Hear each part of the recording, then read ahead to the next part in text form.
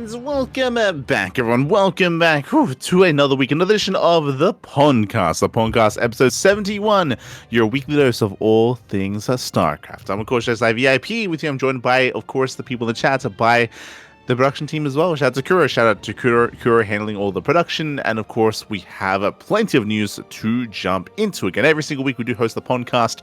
And this week was very special because if you've been under a rock, if you haven't been watching StarCraft over the past few days, again, it's only been a couple of days, the new map pool is live. We spoke about the TLMC contest concluding not too long ago. And now we are looking to construct, or we have since constructed, the entirety of the new map. First things first, here is the conclusion of the TLMC.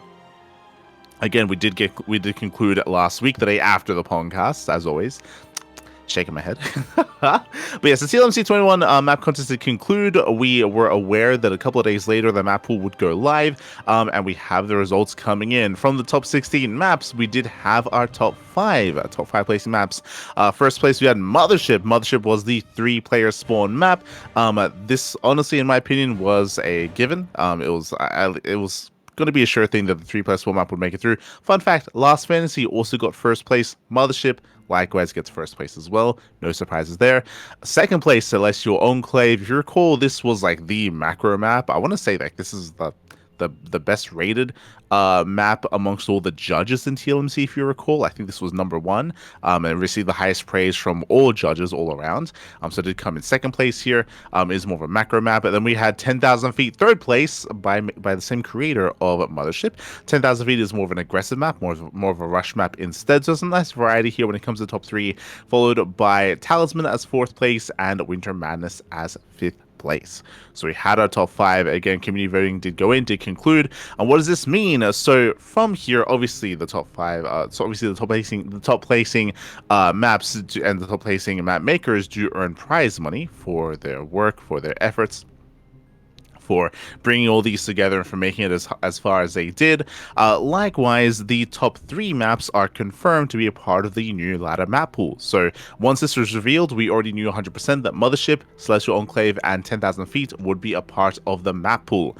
But how would the rest of the map pool be constructed? Well, we were still a little bit in the dark. We still weren't fully aware of how that would conclude. Something that we did know ahead of time was that the Reddit post did conclude, the Reddit post regarding Wax asking the community how many maps should be replaced. And because of that Reddit post, because of the Reddit polling, it does mean that we would get a full fresh set of 9 maps in the map pool, which I was very looking forward to. So we get 9 fresh maps. Speaking of, here they are. Another post here on TL, also by Wax. Again, big shout out to Wax Angel. He is the head admin when it comes to the TLMC. He does run the Team Liquid map contest, and he himself has been, of course, orchestrating the communication with Blizzard to actually push through these map rotations and these new maps as well, the map pools, I should emphasize.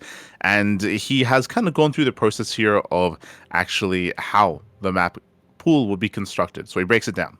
We have a top 3 from the community, from the TLMC. So that's Mothership, Celestial Enclave, and 10,000 feet. So we have our first 3 maps. Then he did actually invite the top 40 players in the world on a Legilac to a server to have some polling to actually get the next 3 maps, and that would be Ruby Rock, White Rabbit, and Winter Madness. Those were the initial 3 maps picked here to be added to the map pool as well. So interesting decisions there from the pro players. And then we had 3 maps, so that was 6. Then we had 3 more to go to, 3 more voted in by the tournament organizers. And now, fun fact, we were a part of this, the CranKy Ducklings. We actually did have a vote in this as well. And here there was some overlap with the community. So 10,000 feet, Mothership, and Celestial Enclave were removed, of course, and instead Old Republic, Title Citadel, and Tourmaline did make it through instead. And bam, that does construct the entirety of the map pool. That is going to be of course, Mothership, Celestial Enclave, 10,000 feet, Ruby Rock, White Rabbit, Winter Madness, alongside the Old Republic, Title Citadel, and Tourmaline. So we have our 9 fresh maps. Now, It was an interesting process in which this was made. When it comes to my voting process, I remember I was trying to metagame it a little bit.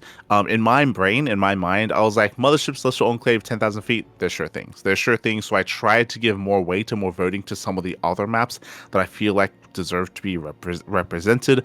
Unfortunately, they did not make it through. I think I'm referring to Satellite Years. I think I'm referring to some of the other maps as well. I think, Satellite Years, I'm thinking, that's it, Magnetic North. Magnetic North got top eight amongst the tournament organizers. Unfortunately, did not make it through. So there were some other maps that I was hopefully gunning for, but did not make it through in the end. So a little bit of a feels bad, man. When it comes to how the overall map pool was constructed, it's an interesting process. My only concern here is that it's purely done from voting, and they are isolated from each other, and it doesn't really take into consideration how the map pool actually looks altogether, right? Altogether. When bringing all these 9 maps together here, I would say that the majority of the maps are very large. They're very large. I remember having a brief discussion with Björn regarding this as well. Björn, he expressed his concerns about how many large maps there were and how that does favor certain styles, specifically certain races in certain matchups as well. And that was a concern that he had. I echoed those concerns as well. Winding it back here, looking at the map pool, I would say there are 3 smaller maps. I'm referring to 10,000 feet, referring to Ruby Rock, and referring to Tourmaline. In my mind, those are the 3 more aggressive, more rushy maps, but the other 6 maps are huge. Like they're Winter Madness, White Rabbit, Mothership, Celestial Enclave, Title Citadel, and the Old Republic. These 6 maps are huge. They're quite large, longer rush distance by ground, and that does favor certain styles. Some of those maps are a little bit more difficult to defend on. I am surprised and I'm shocked that the Old Republic made it through. I'm happy to see that it wasn't voted in by the community, it wasn't voted in by the players, but it was voted in by tournament organizers, which is a little bit concerning. The Old Republic is, I would say, borderline unplayable. I think I gave it like a 2 out of 5, and I think I was tempted to give it a 1 out of 5. The Old Republic is a very large map, but it is insanely difficult to defend your fourth base on the Old Republic. The fourth base is so open. Both fourth base options, I should say. It's so open, so exposed. And what does that mean? That means it's difficult for Terran players to defend and to actually get into a macro game against Zerg and against Protoss, their fourth base. And we've seen that. We've seen Maru struggle. We've seen Björn struggle. We've seen Cure. Like these top Terran players have struggled on the Old Republic. Likewise, in ZVP, Protoss players have a really hard time protecting their fourth base as well. So we've seen a lot of successful aggression from Zerg. We've seen a lot of top Protoss players also struggle on the Old Republic. So it's a bit of an extreme map, is what I will say. And I'm a little bit shocked that it made it through into the top 16 initially of the TLMC map pool, and then to make it through into the actual ladder map pool as well is kind of crazy. Likewise, there are other like very turtle friendly maps, and maybe it's not a bad thing to have like 1 or 2 of them, I suppose. But White Rabbit is part of that. Winter Madness also part of that as well. And yeah, it's a lot of large maps, We'll see how the meta does shift. We've already seen a shift in the meta as well. We've seen more longer and later games in TVP. All-ins have been falling by the wayside in the Terran versus Protoss matchup. And again, we'll see how the meta shifts in some of the other matchups as well. It's going to be an interesting time here moving forward. Something very quickly before we move on to the other team map pools is that we also know that there is going to be another TLMC and another map pool rotation before EWC next year. It's a little bit vague. We don't have exact dates.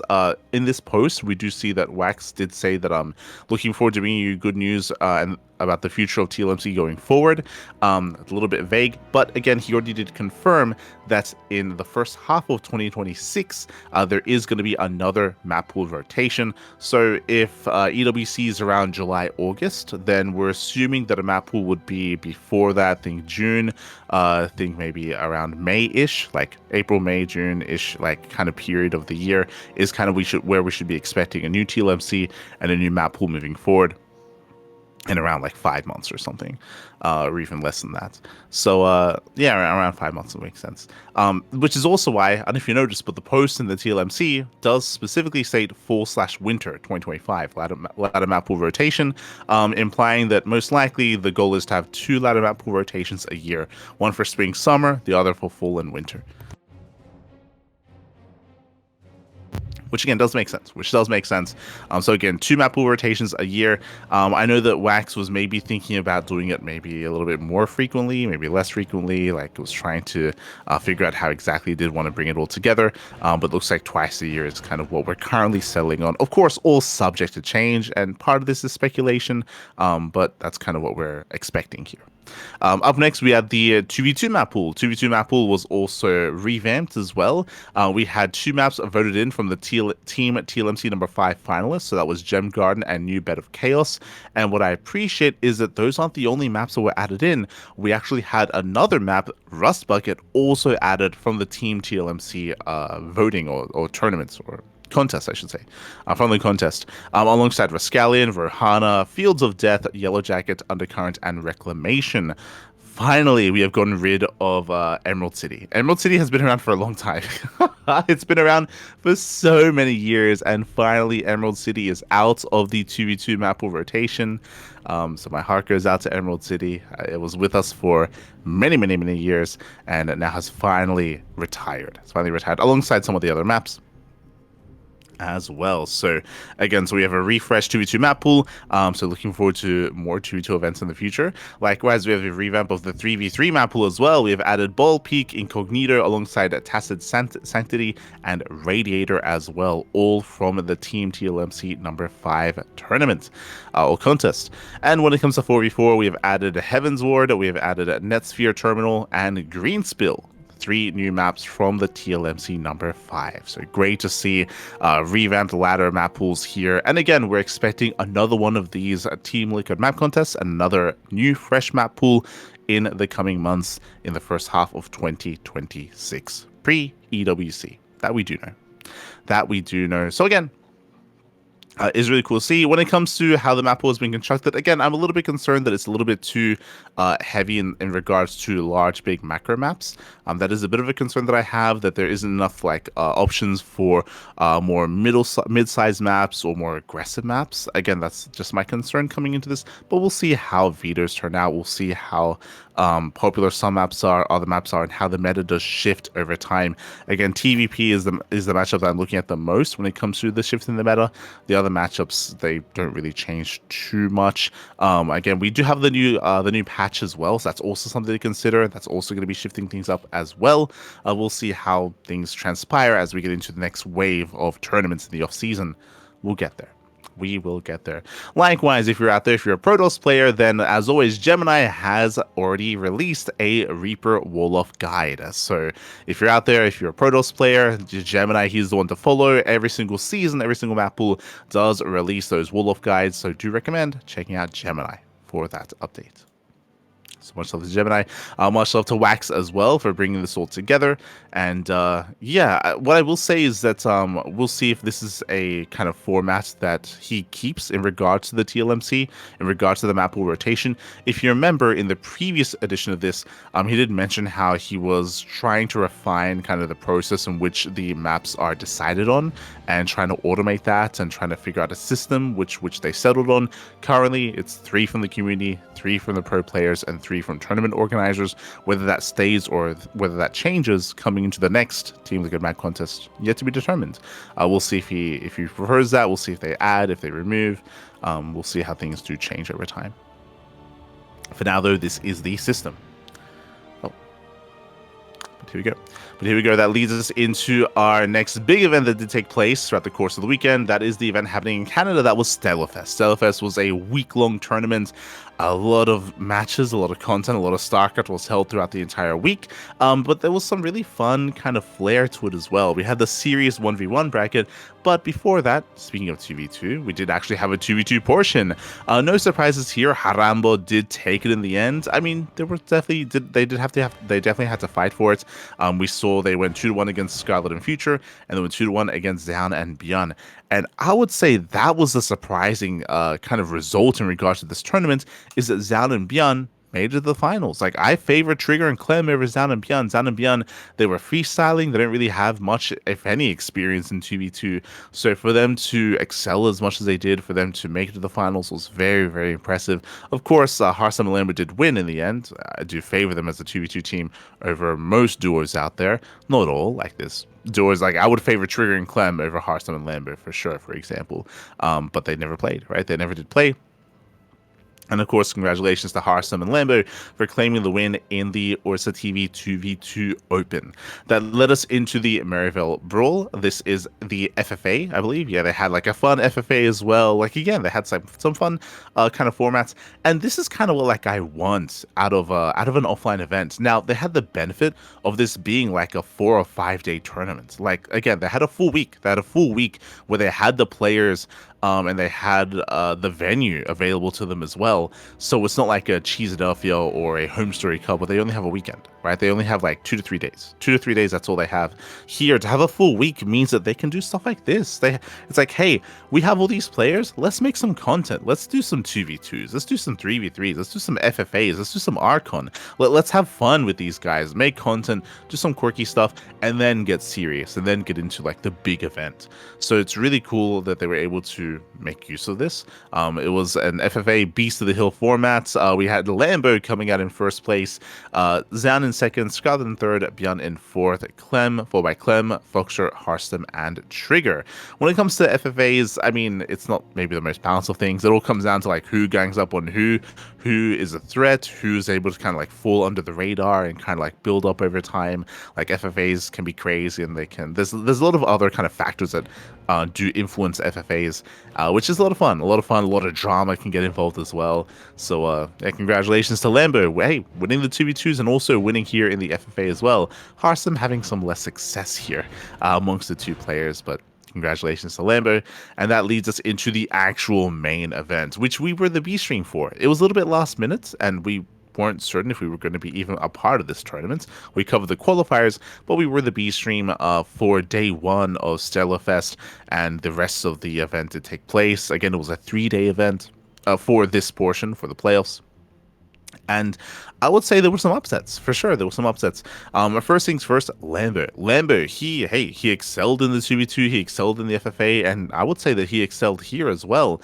He achieved more than I thought he would, specifically in regards to his 2-0 win over Zaun. Like, that's crazy. That's crazy. GG, well played. Lambert takes down Harsam 2-1, takes down Zaun 2-0, and then he falls to Clem. But again, I think we were all expecting Zaun to be a dominant force in this tournament, but Zaun did struggle early on. So again, really, really impressive play there by Lambert to get that first win over Zaun. Clem takes the 4-0 over Lambert. Again, he was able to take down Future before that. Went up against Trigger in the upper bracket finals. But before I get into those upper bracket finals, scrolling down a little bit, we do see that another big upset was Scarlet. Scarlet has been out of practice for quite some time. Scarlet has been very inactive, and recently Scarlet did start competing again in regards to the Crank Gatherers tournament. If you remember last week, we spoke about this. We spoke about how Scarlet was fielded again by Shopify for the first time in a long time. Like, Scarlet was on a big hiatus post EWC and only started playing and competing again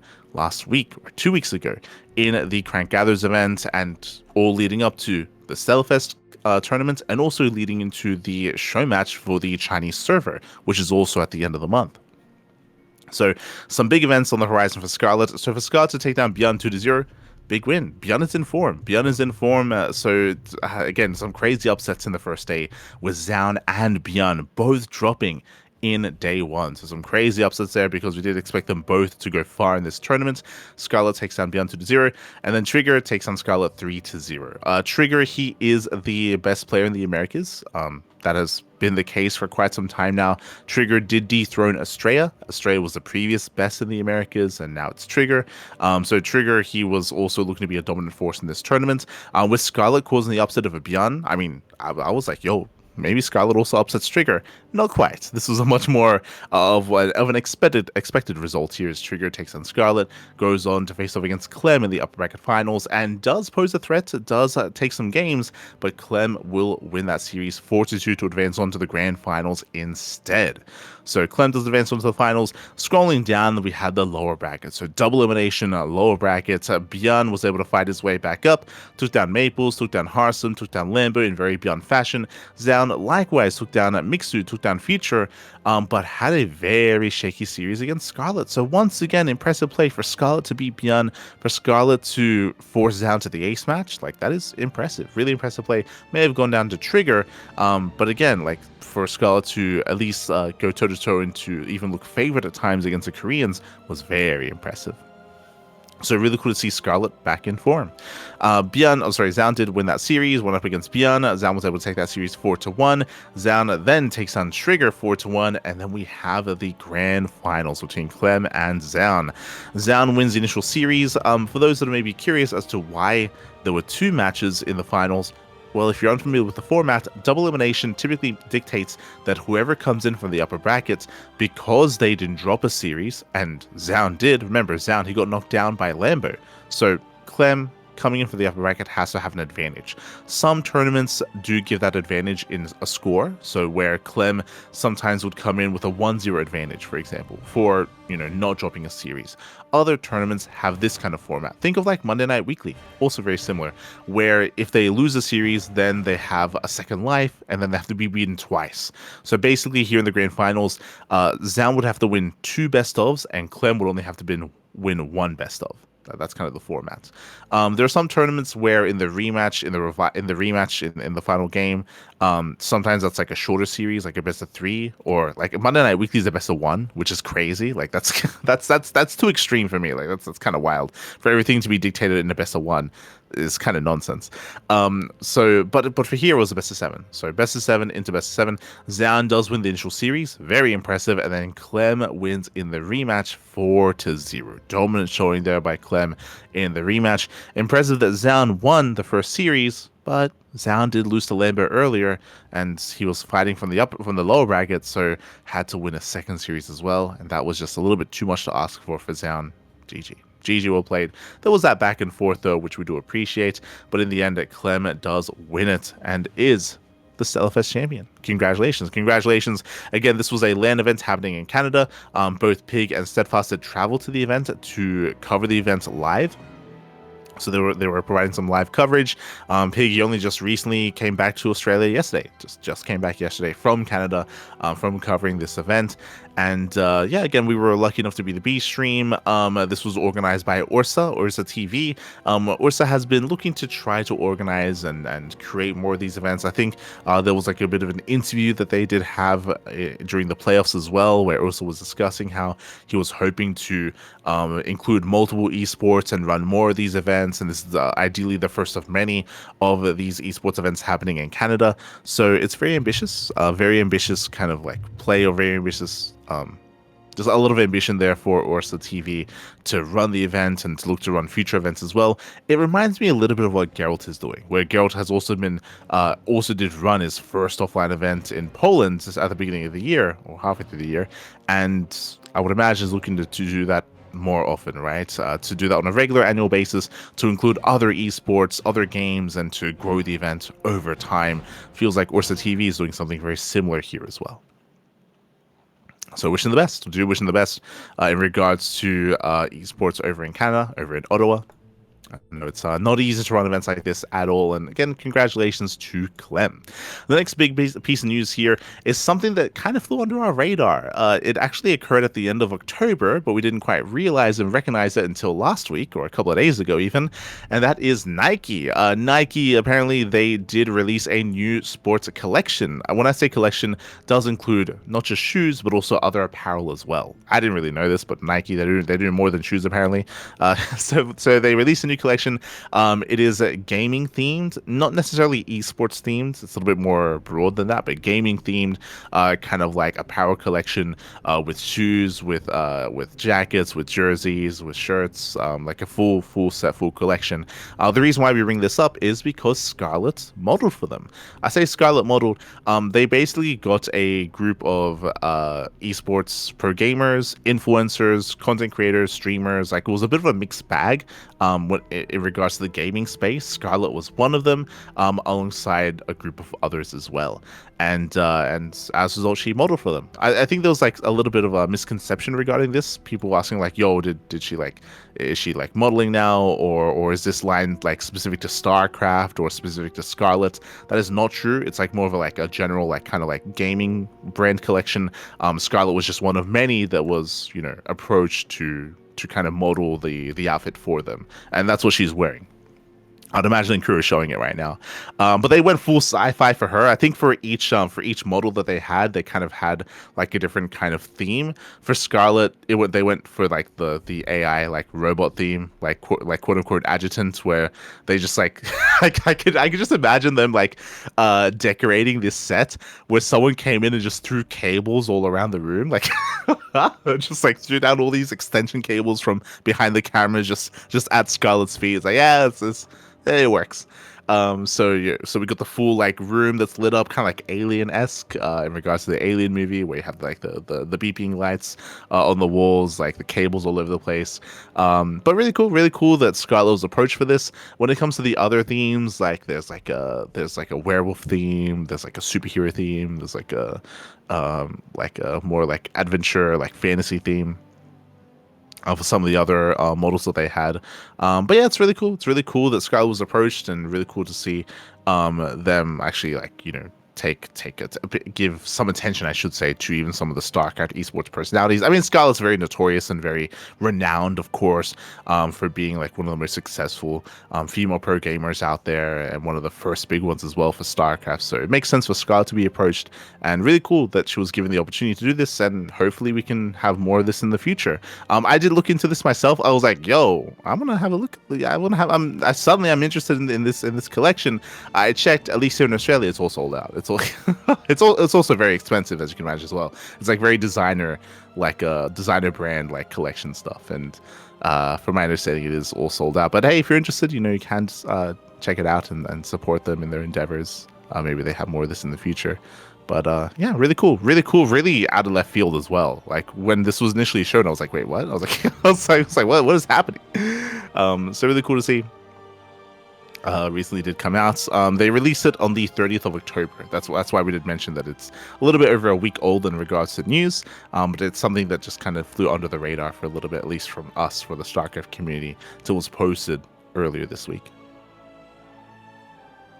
Like, Bunny Slippers merch incoming. True. Oh no.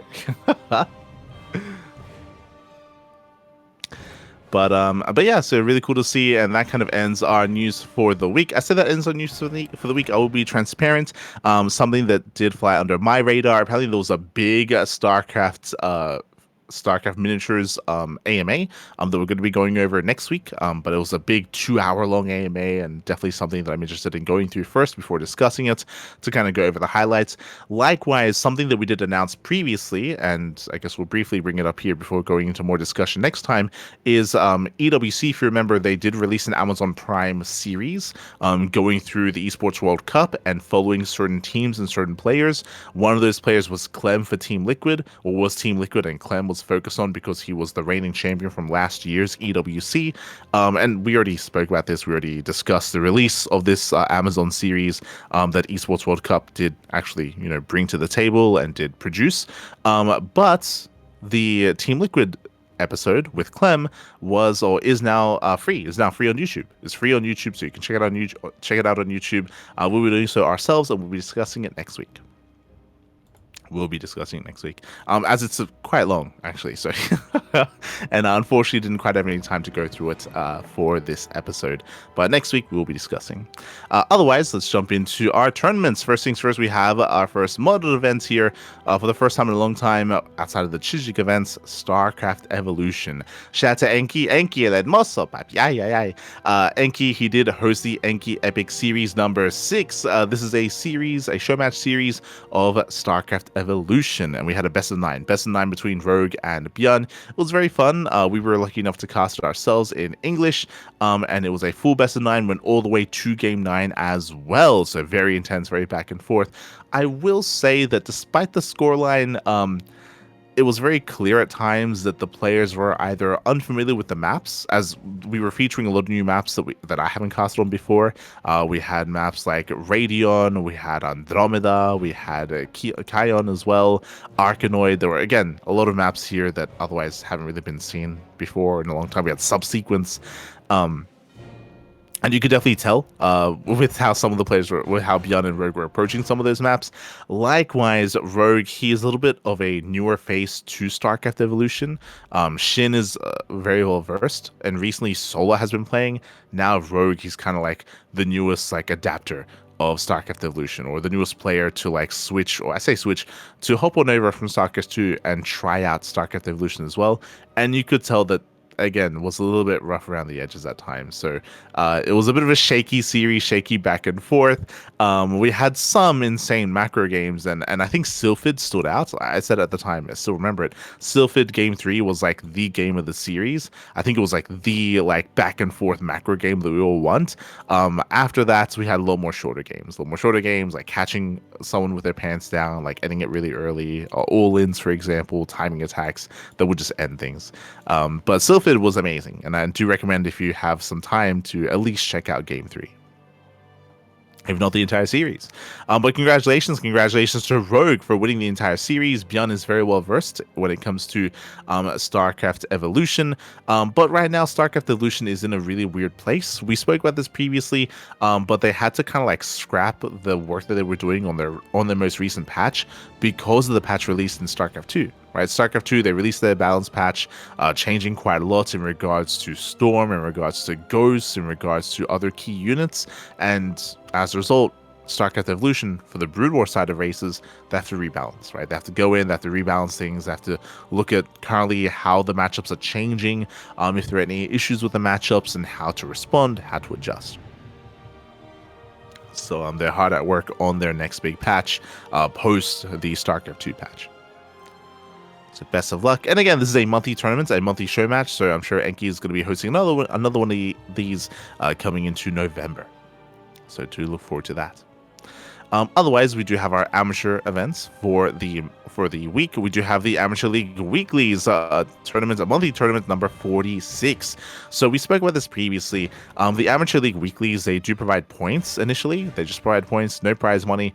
But eventually that leads into some of these bigger events that do actually have some prize money. The monthlies are not a part of that, but this leads into like a seasonal event, a seasonal final. So again, these monthlies, they do provide even more points, or even more valuable in regards to that seasonal event that does have prize money. First things first, we do have our Bronze to Platinum Initiate League monthlies. For this, we did have Jackals. Jackals, he does fall initially and has to fight his way back up in the lower bracket. Jackals does win over Lismi 3-1 in that best of 5. GG, well played. A couple of players I'm a little bit less familiar with, but I'm always happy to see some newer faces in these amateur league tournaments. Again, if you're out there, if you happen to be, a little bit lower ranked, then consider taking part in these tournaments, whether it's for bronze or for platinum, for Diamond 3, Diamond 2, Diamond 1, Masters. Like these weeklies are split up by league, by rank, and you can, face off against like-minded or similarly ranked players as well. Cool. You do have to ladder, bear that in mind. You do have to have some ladder games involved to actually have a more accurate representation of what your MMR is, but you can take part. Up next, we do have the Veteran Tournament. This is for those between the leagues of Diamond 3 and Diamond 2. Here, not much representation. A little bit surprising, as this tournament typically has a little bit more representation. But here we have Old Lady. Old Lady takes down Yaoi 3-2, went all the way to the ace match. Very intense back and forth, but does claim the win in the end. So congratulations to Old Lady. really is one of the more regulars in these tournaments. Then we had the prestige tournaments. Here we did have we had Steez. Steez looking quite good this time. Takes down Itsui, takes down Battle Beast as well, and takes down Arez in the finals. Steez has been steadily improving, steadily getting better results, and this is a big win here for Steez. GG. GG well played. Very impressive play here, beating Arez in the finals. Congratulations. Congratulations here to Steez. That leads into the elite tournaments. Once again, when it comes to these events, it is quite rare to see the pro players get involved. I did mention previously that a lot of these weeklies do not have prize money. They only provide points. So there's a little bit less incentive for the pro players to actually get involved. And as you can see here, Nickrat gets a default win. A default win here for Nickrat. Does get himself some points for the end of season tournament. So congratulations here to Nickrat. That leads us into our tournaments. Sea Duckling Open number 140. At one point, this was a weekly tournament. Nowadays, it is a monthly. Every single month, we do host a tournament for those that are 4.2k MR and below. To host this, we had some newer faces as well. We did have a Korean Terran / Zerg player. I say that did have the games to compete as both Zerg and Terran, specifically Ureha. Ureha takes down Sugar Colt the second 2-1 in the quarterfinals, takes down Last Ketchup 2-0, and takes down Vlacus 3-1 in the finals. Did have some back and forth here. Games were taken, but in the end, we did have our newcomer claim the win over Vlacus. Vlacus, who was also a newcomer as well. Fun fact. So always great to see some fresher faces here. Took down Pretty Fly 2-1. Took down Ibri 2-1, and then did 4 in the finals as well. And hopefully these two players become more regulars in our tournaments and can maybe even advance on and graduate eventually into Master Swan Open as well. So GG well played. Again, this is a monthly tournament. Again, back in the day, many years ago, this used to be a weekly for us, but nowadays we don't really have the time to have this as a weekly, unfortunately. So it has since been moved to a monthly tournament instead, where top 2 do get paid out. Oh, and Ureha apparently got double the payout with the random participation prize as well. So GG well played. Congratulations to our top 2 players, and hope to see more of them in the future. GG. That leads into the Toho 2v2 Cup number 8. Again, this is a Chinese tournament. Toho, they are a Chinese team, Toho Project specifically. And we have some interesting pairings here. Okay, so Nanami, Chiaki, and Lemon, I would agree that they are the best duo here amongst all the players. What are the other teams? We see Joliwa did have more of an unknown alongside him.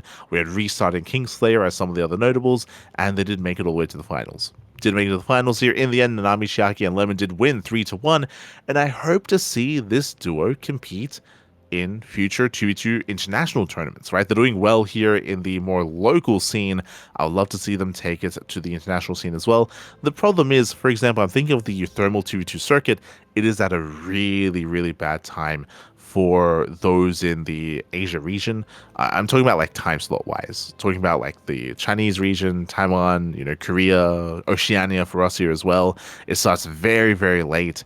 So you have to ruin your sleep schedule and have to make sure you have nothing in the morning to compete, which is why it's difficult to really have many of the Koreans or many of the other players from the region actually take part in that tournament. Lemon does, fun fact. Lemon and Deer, they do compete, but it'd be great to see the duo of Lemon and Nanami next time. Fingers crossed. Fingers crossed.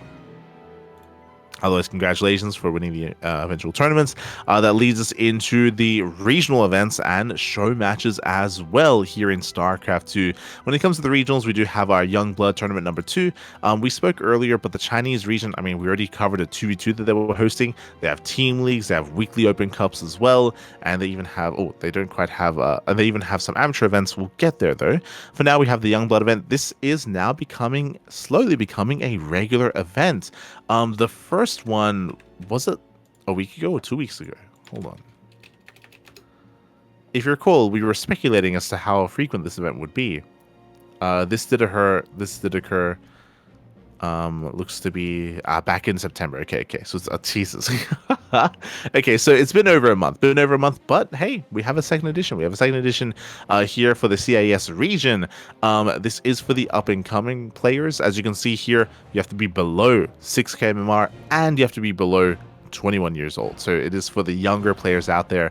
There are certain players that do kind of meet one threshold, but not the other. For example, Shameless. Shameless and GG Machine, they're both young, but they do exceed 6k MMR. So Shameless and GG Machine, they cannot take part in this. Meanwhile, we have F2 Click. F2 Click, he does take down Ice Cream 3-0 in the finals. I'm not familiar with Ice Cream. And this is what I love about out of tournaments like this, is that it allows other players to actually get a limelight on them. Ice Cream takes down Toaster, takes down Hacker's Top. That's a big win for Ice Cream. Does fall to F2 Click, but a really impressive run nonetheless. Really impressive here from Ice Cream. Does end up falling to F2 Click. That leads us into the Host Open number 21. This is a semi-regular, a monthly event for the Brazilian scene, the Brazilian region. Here we have Master. Master takes down Victor, takes down Stimpacker, takes down Kamikaze 3-0, and takes down Kamikaze 4-0 in the finals. Perfect, flawless win here for Master, not dropping a single map this entire tournament. Again, when it comes to who typically does threaten Master, Inexorable. But if you look at the tournament, Inexorable, first thing, he got knocked out by Kamikaze initially, then he forfeited in the lower bracket. So Inexorable wasn't here, Eric wasn't here either. So without Eric, without Inexorable, Mastery goes by and goes through uncontested. GG. GG, well played. That leads us into the Code for Giants Cup number 27. Speaking of players that can threaten him, once again, Inexorable doesn't have a chance to play against Master. Master 2-0 Stimpacker, he 2-0 Shakti. Impressive to see Shakti once again, and he 3-0s Kamikaze in the finals. Once again, a clean win here for Master. Master, he is the best Protoss player in all of Brazil, arguably in all of Latin America, and again, typically it's down to Inexorable and Eric to stop him, but they are unable to play against him. Not in these two tournaments. Eric, of course, has been MIA, he's been on a hiatus, and Inexorable has been denied facing off against him as he's been falling to Kamikaze recently. So really impressive play by Kamikaze to make it to the finals twice now, but still is unable to kind of climb that hurdle that is Master. That leads us into a monthly tournament. So this is the Code for Giants Cup LATAM edition. This is for the entirety of the Latin American region, and we have our typical Brazilian players that we do expect, but we have some Latin Americans. Eon takes down Cham? Oh my god. That is crazy. Cham was heavily favored to go far here, but Eon takes down Cham 2-1. Big win. Eon takes a map off of Master. Very impressive. And we also had in the lower bracket the Mega was competing, and Mute takes down the Mega. Mute takes down Kamikaze. Mute gets a walkover win over Paco Mike. Paquito was playing. Paquito was playing, but did forfeit in the semifinals. And Mute takes down Master 3-0 in the grand finals. Finally, we have these two players face off. Mute and Master, they are the two best Protoss players in all of Latin America. This is the first time that they've played against each other in a tournament, as they've never competed against each other before, and that was a clean win for Mute, 3-0, and looking to cement himself as the best Protoss in Latin America. GG, well played. Very impressive win here for Mute. Master does finally meet his match. I mean, again, did drop a map against Eon earlier, and here does drop a series versus Mute. GG. GG, well played. That leads us into the Legacy Weekly Japan. This is a weekly Japanese tournament, and I'm looking for where is me Tapioca? I believe Tapioca, he goes down to Psyarch. Let's go. Psyarch, for the first time in a long time, knocks down Tapioca in the quarterfinals, takes down Kazumon in the semis, but does fall to Akira in the finals. Akira's a player that I'm a little bit unfamiliar with. I haven't noticed any deep runs from Akira in the past. Takes down Shirayuki, that's a big win. Takes down Nisezo, a player that I'm also unfamiliar with, and again takes down Psyarch in the finals. So more of an unknown. More of an unknown here, Akira. Usually we're looking at players like Psyarch, players like Crimson, players like Tapioca as well, Vaishravanya, of course. But to see Akira popping off here is a bit of a surprise. GG. GG, well played. Quickly checking how many tournaments Akira has played in, actually. Akira has competed in many Legacy Weekly Japans in the past, but this, I believe, yeah, Akira normally gets knocked down early. I'm looking here, gets knocked down by Vaishravanya, gets knocked down by Kazumon as well. We see Akira getting knocked down by Psyarch. And very quickly, Knocked down by Tapioca.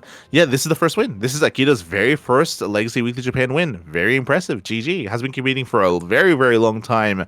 I say for a long time, has been competing for years, I want to say. Yeah, has been competing since 2023 in these weeklies, and for the first time does win an Open Cup. GG, well played. Congratulations to Akita. Does claim the win for the first time over Psyark. Very impressive play here. GG, well played. That leads us into our weekly Chinese tournaments. The Sunrise Cup number 221 is upon us. And in this tournament we have Lancer, he sometimes does show up in these tournaments. He does get the walkover win over Smile, takes down Lingui as well, and takes down Jolo Loves in the finals. Was meant to be best of 5, but looks like it wins the best of 1. Maybe Jolo Loves did forfeit in the finals. That's why we didn't get a full series. Actually, a lot of forfeits in this bracket. Smile forfeited. I want to say, is that Millennium Fox forfeited against Jolo Loves as well. So unfortunately, a lot of forfeits. Some of our regulars weren't here either. Nanami, I was about to say Nanami Chiaki wasn't here, but was here. Did also forfeit in the round of 16. So a lot of forfeits. A little bit awkward, very unfortunate. Hopefully everything's okay. Maybe something was happening when it came to the server, something that was unstable. But to see this many forfeits is a little bit unusual. So GG Lancer. GG, well played. Congratulations to Lancer as he does take the win. Does take the win. That leads us into the 2025 StarCraft II Intercollegiate Welcome Cup. We did mention previously that this was more of a welcoming cup here in regards to celebrating the return of the NetEase events. I mean, I say that, I think that was for another tournament actually that we discussed last time. But regardless, this is more of an amateur event. This is divided by MMR. We've been progressing through this over time. It looks like we have the group stage. The group stage to conclude, we have the playoffs. And again, when it comes to the playoffs here, it is divided by MMR. So we did have stage 3 concluding, and what does translate say? Grapefruit Cat. Yozumo. Yozumo. Congratulations to Grapefruit Cats, interesting name, for winning 3-1 over their opponent in the finals. Okay, let's see. Who was their opponent in the finals?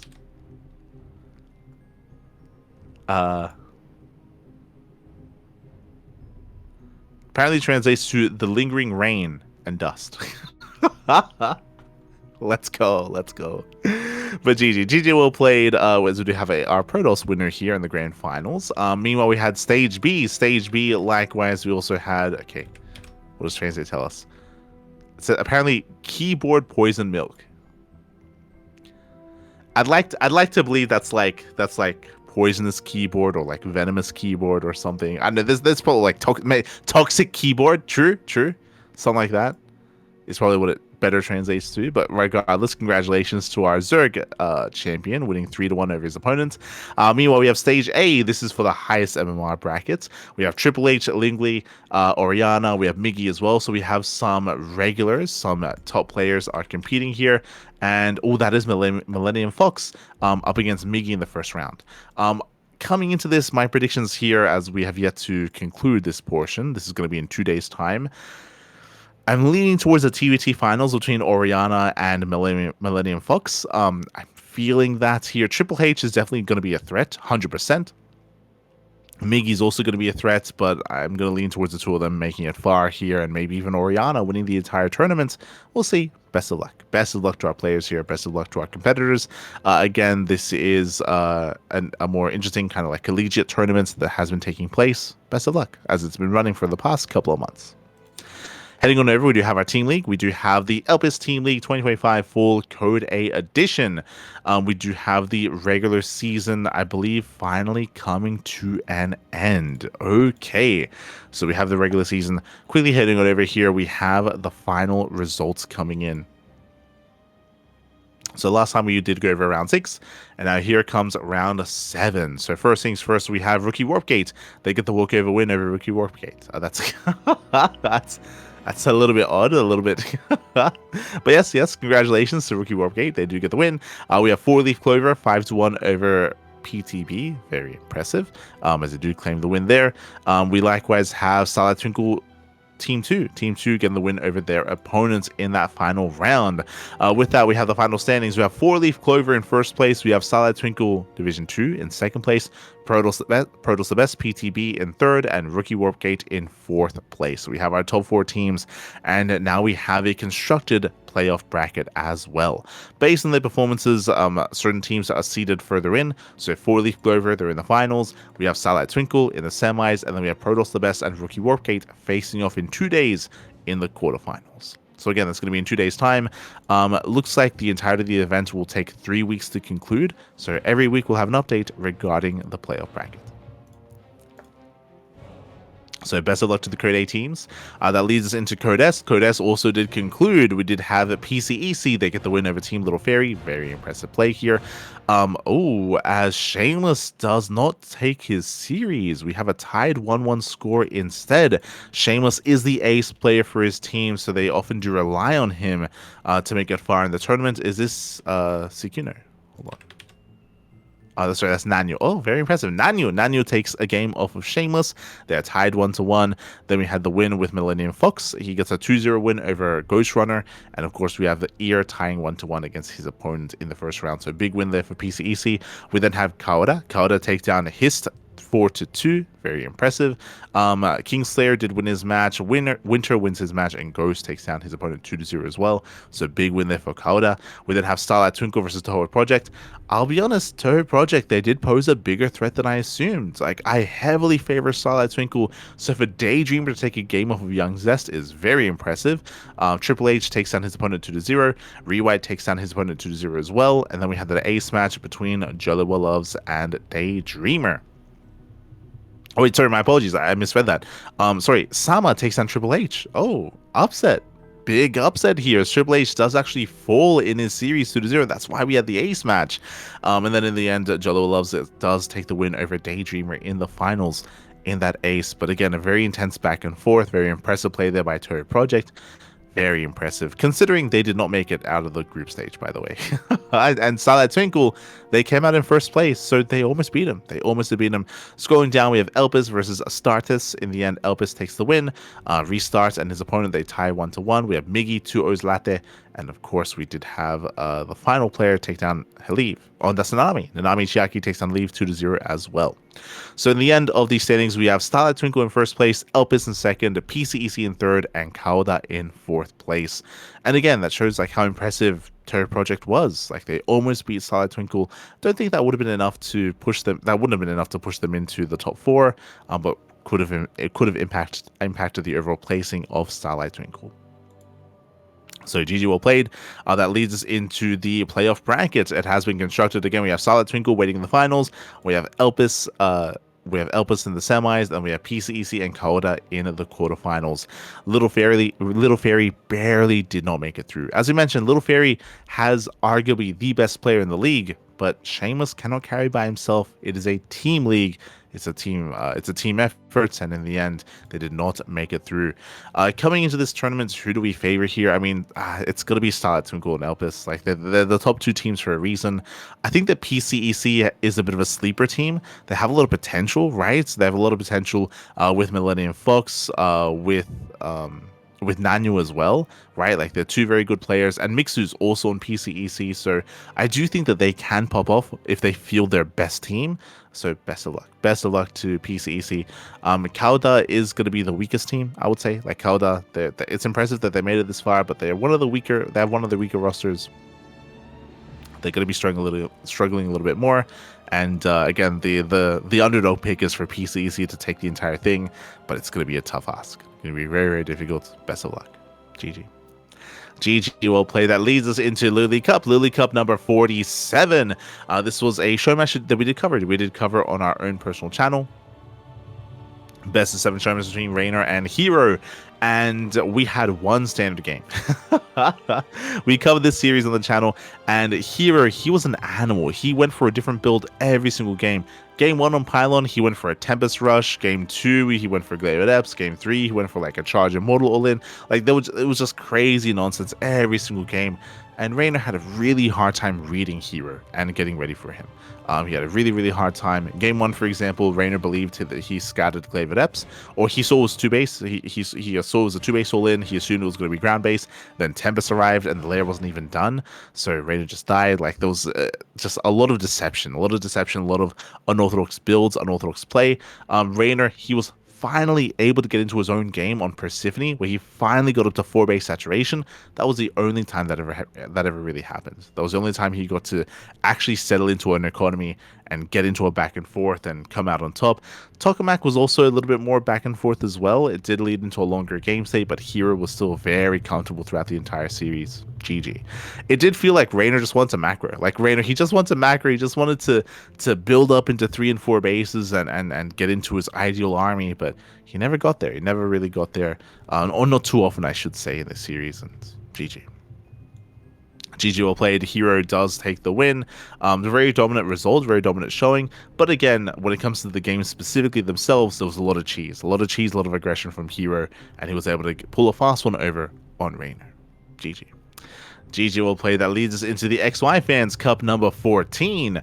Not a tournament that I'm used to seeing. Apparently, it's the first one of the year. The previous edition was back in 2024, so it's been a while. It's been a very, very long time. But yeah, interesting. We do have the graphic being made, so looks like the same people behind Little League Cup is what I'm seeing here. SMH my head. But yes, we do have XY versus Young Yakov in a best of 7. From my understanding, the XY Fans Cup, I think every single time they just throw XY to a different player. Let's see. XY played against Young Zest last time. He played against Christina Yo. He played against who else? Breaking GG. Oh, Breaking GG. Okay. Against Hist. So yeah, every single tournament is just XY versus X player. It looks like you earn prize money per win, and 7-0 in favor of Young Yakov. They play out every single game, and Young Yakov, he's the dominant force. XY, it's been a while since he's been an active competitor, especially with WTL coming to a close. That's when he was more active, is competing for his team in WTL. But without World Team League, XY, he has taken a step back, more of a caster nowadays, and not so much a competitor as he once was. And yeah, it's a dominant showing by Young Yakov. Dominant showing. GG well played. GG well played. That leads us into what? That leads into the Kung Fu Cup. Kung Fu Cup at 2025 monthly number 3. Kung Fu Cup has, for the time being, changed into a monthly tournament. Again, we did announce a return of Kung Fu Cup with the return of the Chinese server, and this is going to be a 4-day event. 4 days of StarCraft. Day 1 did conclude. Day 2 begins in an hour's time. We have chosen not to cast this live just because it does start really, really late, and I'm no longer able to cover events that late anymore. We will most likely be covering this via replays. So we're probably going to be having a replay cast of this in the future, in the coming week. For now, though, big win here. Classic takes down Solo 2-1. Best of 3s initially in the first round. Cure takes down Hero 2-1. I would say these big wins here for Classic and Cure. I mean, Solo was definitely coming in as the underdog, but Hero was favored against Cure. But it's a best of 3. Best of 3. Went all the way to the ace match. Cure gets the win. Very nicely done. Reiner takes on Gumiho 2-0. We spoke about this before, but Gumiho is very out of practice nowadays. He is very out of form, so that was going to be a rough series there for Gumiho. And we have Showtime versus Bjorn. That'll be later on tonight in an hour's time. Sorry, 40 minutes even. That'll be in 40 minutes. Meanwhile, we have Hero. Hero takes on Solar 3-2, and Solar's the first player to be knocked out of the tournament. Went all the way to the ace match, so shout out to Solar for holding his own, but Hero does claim the win in the end.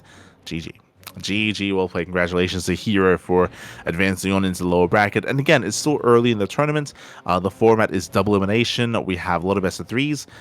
We have the upper bracket quarterfinals, the best of 3s. Fun fact, moving forward, we have purely best of 5s, and then we have the best of 7s in the lower bracket finals, in the grand finals as well, and the upper bracket finals. So Jesus, that's a lot of best of 5s and a lot of best of 7s ahead of us here. That's why it's going to be a 4-day event. A lot of days of StarCraft. Oh boy. Yeah, a lot of StarCraft is ahead of us here. Sorry, I think it's a 5-day event, actually. Yeah, sorry. 5-day event. So yeah, with that, best of luck. Best of luck to all the players here. When it comes to our predictions, when it comes to tournaments like this, it's going to be a harder one to call. I will say, I mean, we just saw Hero look dominant against Reynor. If Reynor can avoid Hero, I think I might favor Reynor against everyone except for Classic. Classic is a very different kind of player. Classic is a little more macro compared to Hero. So you could argue that Reynor is maybe going to be a little bit more comfortable against Classic. I would agree with that. I would say that Reynor, he's going to have a better time against Classic than against Hero. But Classic also has the best late game PvZ in the world. Like, better than Hero, better than Max Packs, better than Showtime. Like, Classic, you do not get better than him. So I still favor Classic. Even if Reynor gets comfortable, I'm going to be favoring Classic in those longer macro games, especially on this map pool as well. So best of luck to Reynor. Best of luck to Reynor in his endeavors. If he does make, if he does even make it that far, of course. I have a really hard time judging Showtime just because Showtime has been less active, so I don't know the kind of form that Showtime is in. Bjorn, he has also been struggling in TVP as of late, so yeah, I'm gonna lean towards Classic here. But best of luck to Reynor. Would love to see him do well when it comes to the conclusion of this tournament. Best of luck.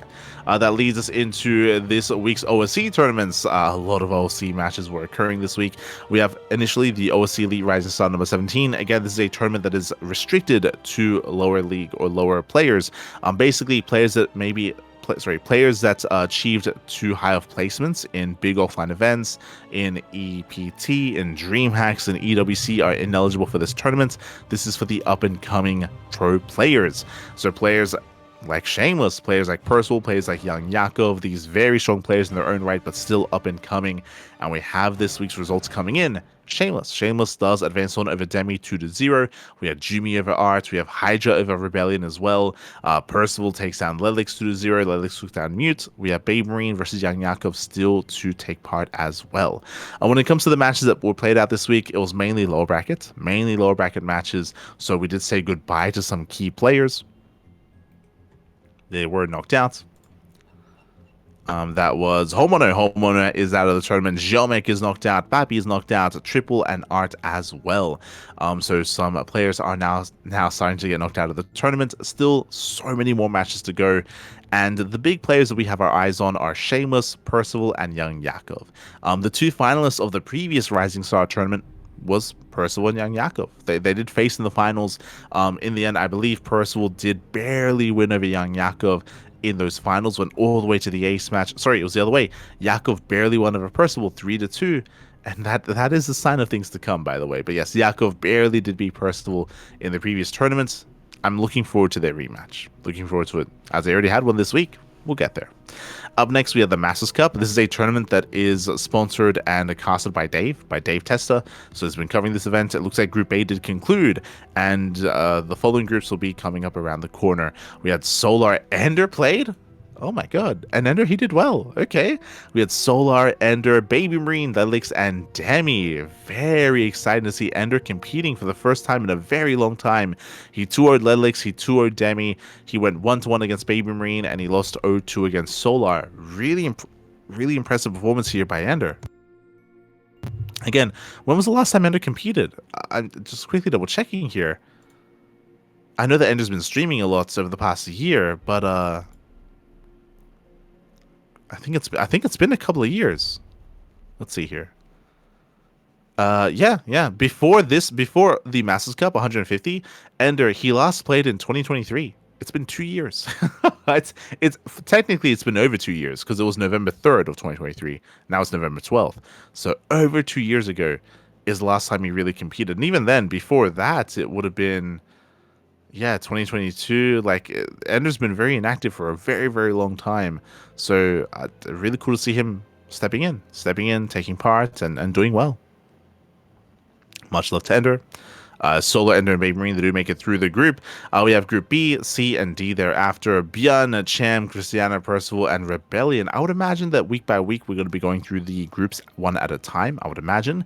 It's going to be a very long event leading into a double elimination playoffs bracket. I'm going to lean towards Bjorn, Cham, and... God. I'm going to lean towards Bjorn, Cham, and Percival, but I can see Christiana making it out of the group. I think Rebellion is like the dark horse in Group B. It's looking pretty top heavy there. Like, Group B is looking very, very competitive amongst the players. Best of luck to Rebellion. Group C is Creator, Homono, Nickrex, the bestest, and Young Yakov. Interesting. Sebestis, I always want to say like he has a little potential as a player, but he has been a little bit shaky here and there. I'm going to lean towards creator Nick Rat and Young Yakov, but I want Sebestis to do well.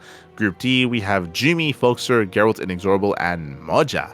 Coming into this, Jumi hasn't been as active as of late. He's been streaming, that is true, but he hasn't necessarily been on that grind. Folkster has been looking impressive. Geralt is coming in as top seed, leaning towards Geralt, Jumi, and maybe Moja. It's hard to compare Moja and Folkster. Best of luck. Best of luck. I want Folkster to do well. I do want him to do well there. But again, I would imagine we're going to be getting updates of this tournament on a weekly basis. So best of luck. Best of luck to all the players.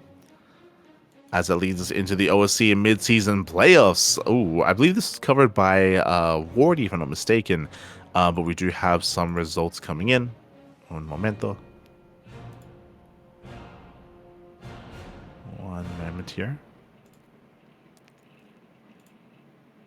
Okay, we had Percival versus Sham in the lower bracket to conclude. Percival did just barely beat Sham 3-2. Big win there for Percival. Christiana, hey, we were discussing the two of them facing off earlier, and Christiana, he was able to take down Trigger 3-1. Big win there for Christiana. Takes down Percival 3-2. Also a big win up against Beyond in the next round. Spirit, if you remember, we were very, very hyped for Spirit. Spirit, he actually performed insanely well in the Wardy, I think it was the Wardy October tournament. But Spirit, he had a crazy performance last month in October, and he also beat Creator 3-1 previously. So after those results, we were like, yo, Spirit, he's going to go far. He's going to go far. If you remember, we were talking about how we were on the Spirit hype train, and we were also expecting better results from Spirit in the most recent Wardy event that we'll be discussing later as well. But yes, Spirit, he took down Creator, took down GG Machine, took down Geralt, he 3-2'd Hearthstone, he 3-2'd Cure as well. And again, I feel like we got to reiterate this.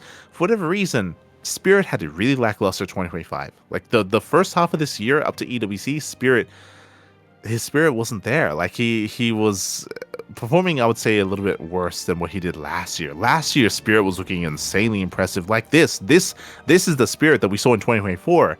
And then he's been gone the entire year up until now, post EWC this past month. For whatever reason, Spirit, he's been grinding again. I don't know what it was, whether it was the latest patch, whether it's now the new map pool. I don't know what's been motivating him, but Spirit, he has been improving very quickly, very steadily, very quickly, very suddenly over the past, month of play. It's been really cool to see Spirit's return, and again, big wins here for Spirit, knocking out Hearthstone, Geralt, Creator, and Cure, and GG Machine as well. Now, do I favor Spirit against these other players? I mean, right now, Spirit, he does have momentum, for sure. It's still going to be difficult to bring down Bjorn and Christiana, Solar, and MaxFax, but I would not be surprised if Spirit goes a little bit further than this. So, best of luck to Spirit. That leads us into the OSC Weekly. Here we did have an interesting turnout. We had Erebus taking down Hatsu initially in the first game. Ubu Thermal showed up. He took down Erebus, took down Jimmy, took down Wayne, took down Baby Marine as well. Very impressive. And then we had a big win streak for Solar. Solar takes from there, takes down Euthermal, Demi, Nigrat, Lelix, Young, Yakov, and Art, and Percival as well, before being knocked out by Shameless. There's a reason why we do have a lot of hype around Shameless as a young up-and-coming player. He takes down Solar. Short-lived, he gets knocked down by Milky Cow. Short-lived as well, gets knocked out by Moja. Again, this is a King of the Hill style tournament. Best of ones. Winner stays on, loser is eliminated.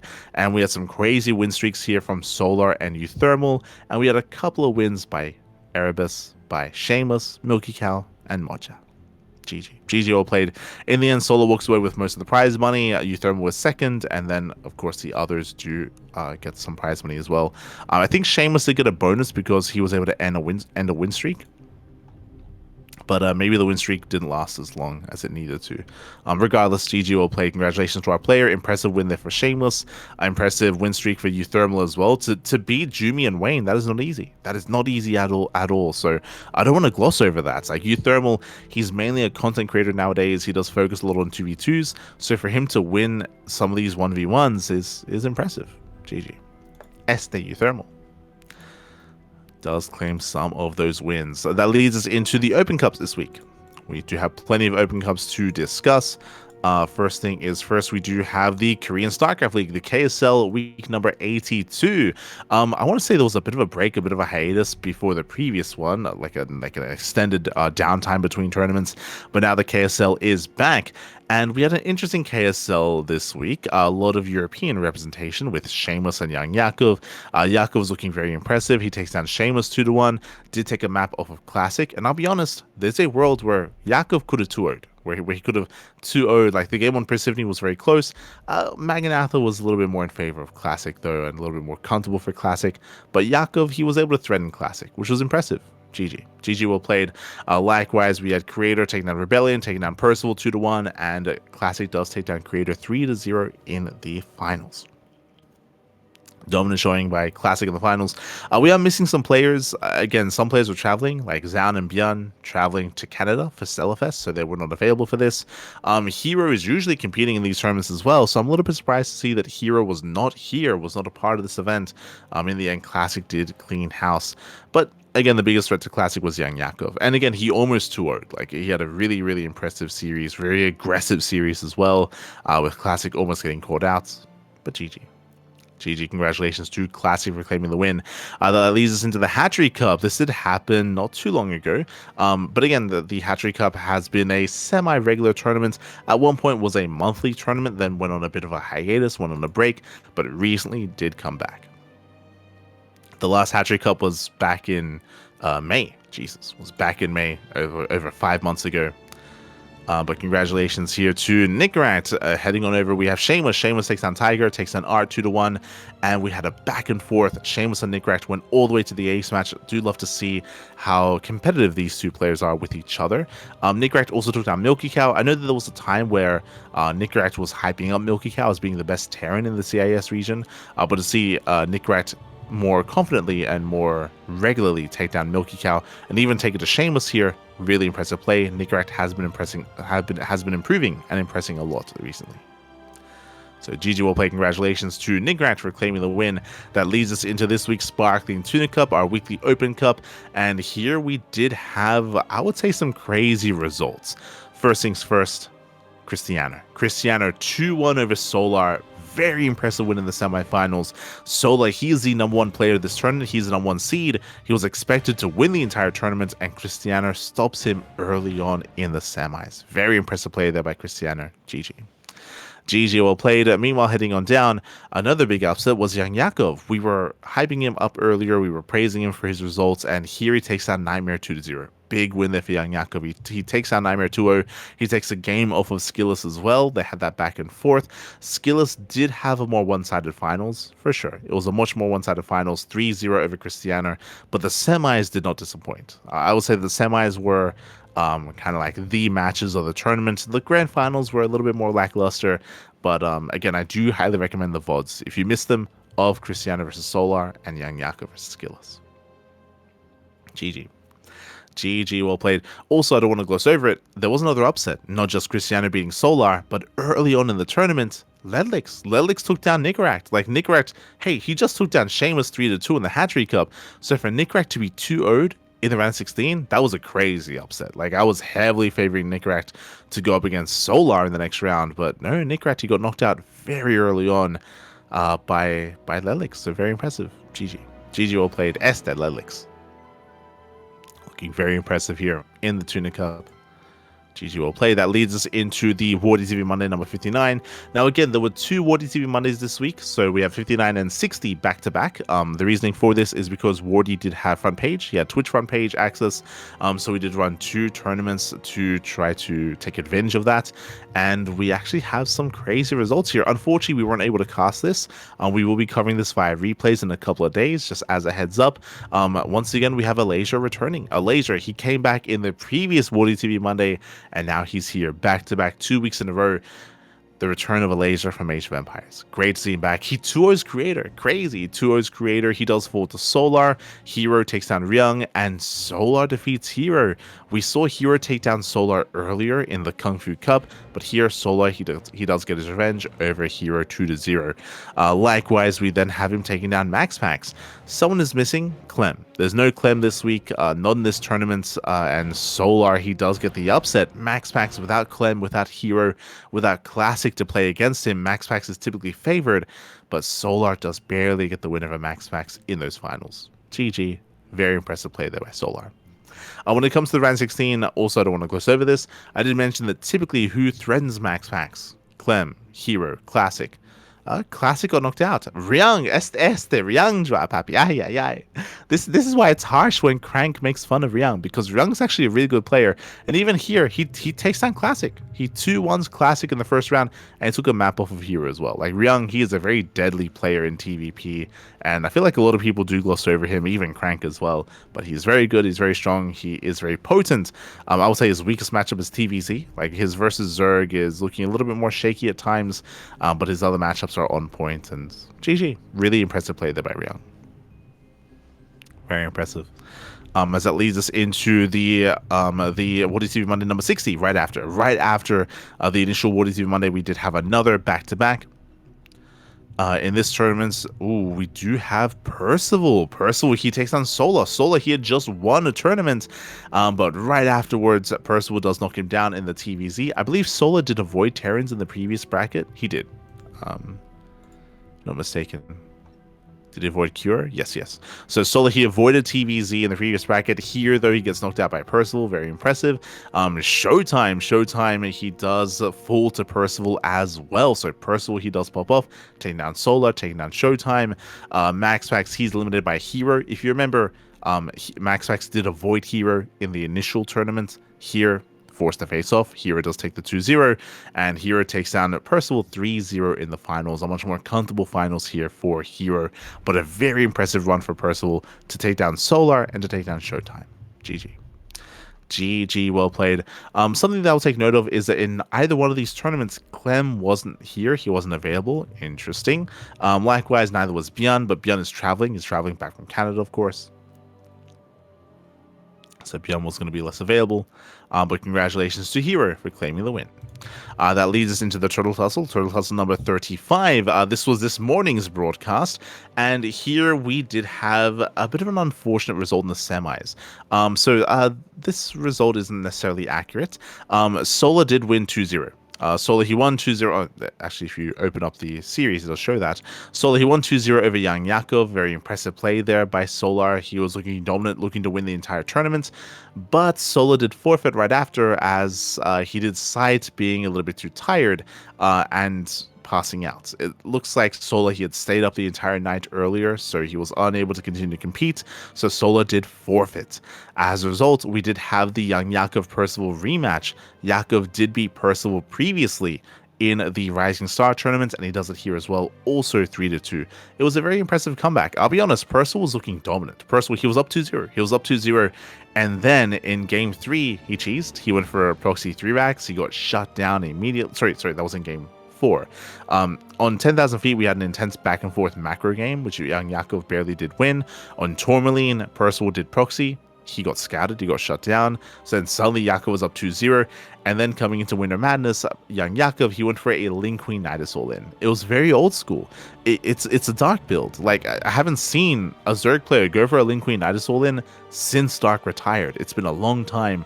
So it was a blast from the past, very nostalgic. And Young Yakov gets the win over Percival 3-0. Crazy way to end the series. GG, well played. As Percival, he was caught with the pants were down, pappy. The pants were down. And he was caught out. That leads us into the Wardy TV Korean Royale number 4. That leads us into the group stage. The group stage has been slowly progressing. Looks like it will continue tomorrow. So I think that's just because Kung Fu Cup is tonight. But Kung Fu Cup is tomorrow as well. So there might be some clashing there. There might be. But regardless, the Wardy TV events, it is good. It is slowly progressing. It's really hard to kind of judge how well some players are going to perform. It is very Korean heavy, of course. Reynor is in the mix as well. So far, when it comes to the standings, Solar's on top, followed by Reynor, Nightmare, Ryung. Percival is yet to play a game. Zhao is yet to play a game. And Cure has been struggling. Ooh. Yeah, he got knocked down by Ryung 2-0. Ryung has the best TVT in the world. Makes sense. Cure gets knocked down by Reynor, and he gets knocked down by Nightmare as well. So really rough start to the group for Cure. Very, very rough, and hopefully he can recover in the upcoming games. It's kind of hard to kind of like speculate as to who will advance on out of these groups. Like, it's just the groups are so large and the playoff bracket is so wide as well. A lot of seeding is going to be crucial, is going to be important here. Coming into this tournament, the heavy hitters are going to be Solar and Reynor. Solar and Reynor, they can go far, they can excel. They're going to be the top two of their group, of course. Zaun, he recently came second in Stellarfest, and he did beat Clem as well. So Zaun, he should be looking strong against the other Terran opponents, Ryung, Percival, and Cure. So I'm leaning towards Solar, Reynor, and Zaun performing well in their group. For Group B, we have Hero and Classic in the same group. They're both going to excel, I would imagine, followed by, I would imagine, Rogue. Shin has been less active. Gumio has been less active. We'll see. It's a hard one to call. It's a hard one to call 100%. And I guess next week we'll have the results. We'll have the results of the group stage. Looks like the playoffs will be taking place in 2 weeks' time. So playoffs will be delayed, but the group stage should wrap up by the time we get into next week's podcast. We'll get there. We will get there. And again, when it comes to the Kung Fu Cup, which is going to be starting soon, we should be covering that via replays at a later time, at a later date. We won't be covering that live just because it's just starting a little bit too late for us nowadays. Starting a little bit too late. Smurge, man. Smurge. Yeah. But otherwise, with that, if you want to take part in some of these tournaments, if you want to take part in some of these open cups or even regional events, !sign up list. !sign up list in the chat. You can see the countdown timers here to Pigastar Cup. Pigastar Cup is going to be tomorrow. We have MSO, we have Tuna Cup, we have the Wardy TV Mondays, Monday Night Weeklies. We have plenty of content throughout the course of the week. And if you want to take part in these events, you can sign up. You can take part yourself. You can take part. Doesn't matter if you're a pro player. Doesn't matter if you're an amateur player as well. You can. A lot of these events are open to all, and you can take part. You can be part of the scene, part of the community, and even face off against your favorite player. You can do so. You can get trounced by Clem's Protoss, papi. Let's go. You play against Clem, play against Solar, play against Reynor. Again, the open cups are open to all, so do consider taking part, or even some of the more MMR restricted events as well. You can also take part in to have a little bit of a greater chance to achieve a little bit more and to have some deeper and better results. Let's go. Do consider it. Likewise, if you want to support us, you can do so via Patreon. Our Patreon is designed to fund our events. It is designed to fund Sparkling Tuna Cup, Sea Duckling Open, and Master Swan Open as well. It is all funded via Patreon, so you can help support us there if you wish. Thank you so much all of the current supporters. We've achieved so much through our Patreon, and we do have goals set up to grow our event even further, ideally to be able to work towards those monthly finals on a regular basis. That is the goal, at least. That is the hope. That's the dream. Help us grow it. Help us grow our tournaments. So you can do so via Patreon. Otherwise, thank you so much for watching. Thanks so much for tuning in. Again, when it comes to the news this week, we will be catching up with the Amazon Prime EWC Clem Team Liquid episode next week.